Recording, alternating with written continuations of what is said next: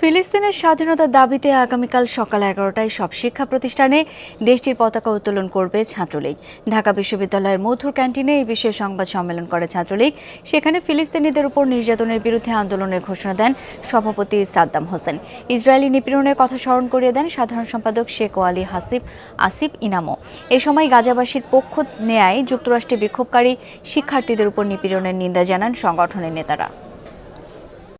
গোটা পৃথিবীতে একটি ছাত্র আন্দোলন চলমান রয়েছে। ফিলিস্তিনের স্বাধীনতার পক্ষে মানবতা বিরোধী যে অপরাধযোগ্য সংগঠিত হচ্ছে, নৃশংস অপরাধ সংগঠিত হচ্ছে।